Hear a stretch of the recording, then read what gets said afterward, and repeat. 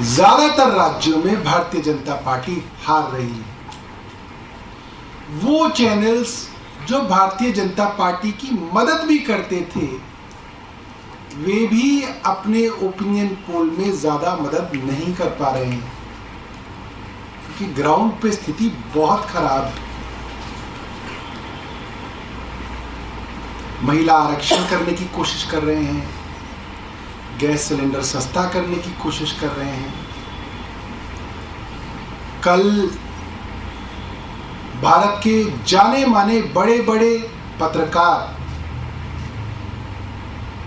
जो बेखौफ निडर होके जनता के सवाल केंद्र सरकार से करते हैं, उनके घरों पे छापे मारे गए, उनको पुलिस थाने ले जाया गया, सुबह से शाम तक पूछताछ की गई, उनको देशद्रोही बताने की कोशिश की।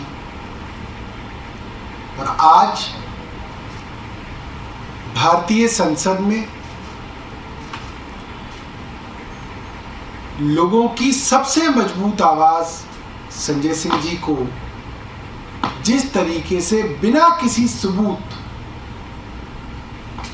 बिना किसी ठोस कारण गिरफ्तार किया गया है, ये बात साबित होती है कि प्रधानमंत्री जी जानते हैं कि प्रधानमंत्री जी चुनाव हार रहे हैं और निराशा है, हार का डर है, बौखलाहट है, डेस्परेशन है, जिसमें अब इस तरीके के उलझुल काम केंद्र सरकार केंद्रीय एजेंसियों से करा रही है।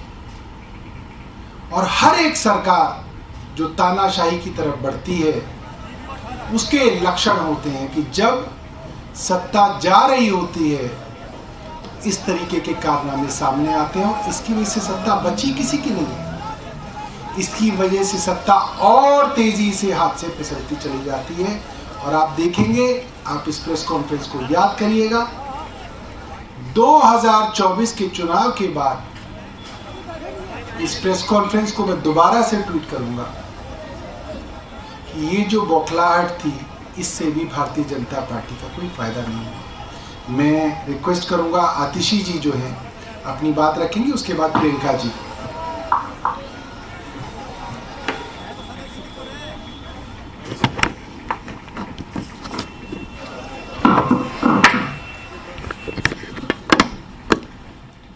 तो सौरभ भारद्वाज को आपने सुना, वो साफ तौर पर क्या कहते नजर आए। वो ये कहते नजर आए हैं कि कभी महिला आरक्षण का मुद्दा लाते, कभी सिलेंडर का मुद्दा लाते, लेकिन आप हार रहे हैं। ये बात बीजेपी मान चुकी है। सुनिए आतिशी क्या कहती हैं। कि सारी एजेंसीज, उस एजेंसीज के सैकड़ों अफसर सिर्फ एक काम में लगे हुए हैं कि किसी तरह से इस तथाकथित शराब घोटाले में उन्हें 1 रुपए के भ्रष्टाचार का सबूत मिल जाए आम आदमी पार्टी के खिलाफ। लेकिन 1 साल की इन्वेस्टिगेशन के बाद, एक ऐसी इन्वेस्टिगेशन जिसमें सैकड़ों अफसर ईडी के काम कर रहे हैं, सैकड़ों अफसर सीबीआई के काम कर रहे हैं, अपने बाकी सारे इन्वेस्टिगेशंस छोड़ के सारी टीमें इस तथाकथित शराब घोटाले पे लगी हुई हैं।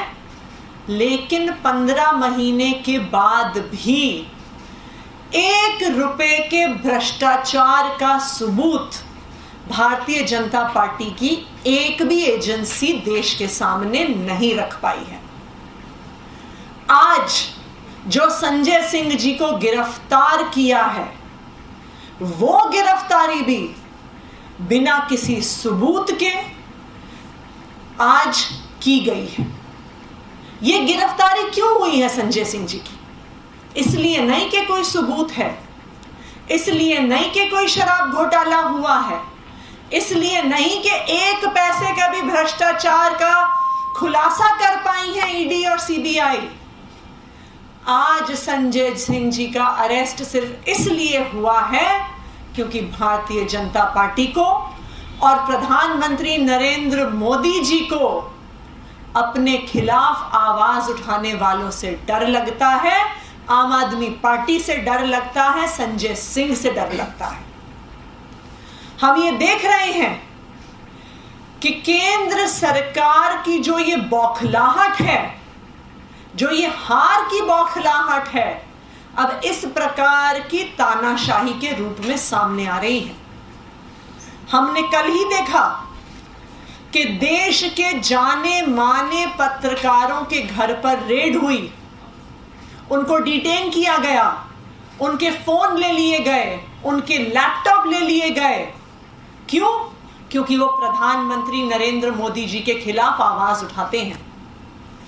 कल शाम को हमने देखा कि किस तरह से टीएमसी के सांसद जब कृषि भवन गए, कृषि मंत्री से मिलने की कोशिश करी, किसानों की आवाज उठाने की कोशिश करी, तो टीएमसी के सांसदों को किस तरह से घसीट घसीट कर पुलिस ने कृषि भवन से बाहर निकाला। आज हमने देखा कि आज सुबह ही संजय सिंह जी के घर पहुंच गए और 8 घंटे तक ईडी संजय सिंह जी के घर में बैठी रही। एक घर जिसमें मात्र 4 कमरे हैं, उन्हें पूरी अपनी छानबीन करने में भी 1 घंटे से ज्यादा समय नहीं लगता। 4 कमरे के घर में रहते हैं संजय सिंह जी। लेकिन ये पहले से एक प्री प्लान्ड स्क्रिप्ट था कि जाएंगे, 8 घंटे बैठेंगे और फिर कहेंगे कि 8 घंटे की पूछताछ के बाद संजय सिंह जी की गिरफ्तारी करी। ये भारतीय जनता पार्टी की हार की बौखलाहट को दिखा रहा है। ये प्रधानमंत्री नरेंद्र मोदी जी की हार की बौखलाहट को दिखा रहा है। आज उनको भी पता है कि चाहे आने वाले 4 राज्यों के चुनाव हो, चाहे 2024 का लोकसभा का चुनाव हो, देश की जनता ने अब भारतीय जनता पार्टी को बाहर फेंकने का मन बना लिया है। और जब भी कोई तानाशाही की सरकार देखती है कि उनका समय आ गया है, तो उसके बाद यही सिलसिला शुरू होता है कि जो उनके खिलाफ आवाज उठाएगा उसको जेल में डाल दिया जाएगा। और यही सिलसिला आज भारत में शुरू हो गया है कि चाहे पत्रकार हो, चाहे विपक्ष के नेता हो, उनको एक एक करके चुप करने की कोशिश की जा रही है। लेकिन मैं प्रधानमंत्री नरेंद्र मोदी जी को बताना चाहती हूं कि हम आम आदमी पार्टी के अरविंद केजरीवाल के सिपाही हैं।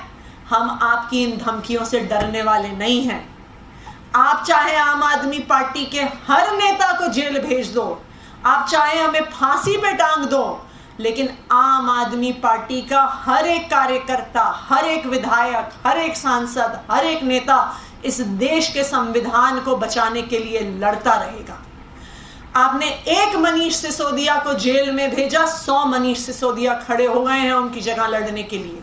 आप एक संजय सिंह को जेल भेजेंगे संविधान को बचाने के लिए, 1000 संजय सिंह खड़े होंगे जो इस देश के दबे कुचले लोगों की आवाज उठाएंगे। और इतिहास गवाह है कि हर तानाशाह का अंत इसी तरह हुआ है कि जब उन्होंने अपने विरोधियों की, विपक्षियों की आवाज को दबाने की कोशिश की है, वहीं से उनके अंत की शुरुआत हुई है। और आज जो संजय सिंह जी की गिरफ्तारी हुई है, यह भी भारतीय जनता पार्टी की और उनकी सरकार के अंत की शुरुआत है। प्रियंका जी। तो आतिशी को आप सुन रहे थे, दिल्ली सरकार में मंत्री हैं और आम आदमी पार्टी ने इंस्टाग्राम पे एक वीडियो भी डाला है जिसमें वो अपने परिवार से, अपनी बूढ़ी मां से मिलते हैं। बेटा भी है और पत्नी भी है संजय सिंह। और आम आदमी पार्टी सुबह से मोर्चा संभाले हुए थी। एक तरफ ईडी सवाल जवाब कर रही थी तो दूसरी तरफ आम आदमी पार्टी ने सड़क पर, सोशल मीडिया पर मोर्चा संभाला हुआ था। मुस्कुराते हुए संजय सिंह को आप देख पा रहे होंगे टेलीविजन स्क्रीन पर, लेकिन कई तरह के सवाल उठाए गए हैं। पूछा गया है, महिला आरक्षण का मुद्दा आप ले आते हैं, सिलेंडर का मुद्दा ले आते हैं। प्रियंका कक्कड़ प्रवक्ता हैं आम आदमी पार्टी की, सुनिएगा उन्हें भी। ये बात भी सच है कि भाजपा ने, मोदी सरकार ने अनेकों कोशिशें कर ली अरविंद केजरीवाल जी को तोड़ने की। कभी हमें खरीदने की कोशिश की, हम नहीं बिके, हमें तोड़ने की कोशिश की, हम नहीं झुके। और अब ये लड़ाई और तेज होगी। भाजपा को ग्राउंड पर, जैसा सौरभ भाई ने बताया, आज की डेट में कोई पसंद नहीं करता। भाजपा को मालूम है कि जो सुविधाएं अरविंद केजरीवाल की सरकार दिल्ली में देती है, पंजाब में देती है, भाजपा उसको मैच नहीं कर सकती, इसलिए वो खत्म करना चाहती है। ये देश का पहला घोटाला है जिससे सरकारी राजस्व में बढ़ोतरी हुई। ये देश का पहला घोटाला है जिसमें 15 महीने बीत गए और एक चवन्नी नहीं मिली। 1000 रेड कर ली पर एक चवन्नी नहीं मिली, क्योंकि कुछ घोटाला किया ही नहीं। हम ये लड़ाई अब और पुरजोर तरीके से लड़ेंगे। हम अरविंद केजरीवाल जी के सिपाही हैं। हम भाजपा की ऐसी ट्रिक्स से, हरकतों से, डर्टी पॉलिटिक्स से नहीं डरने वाले।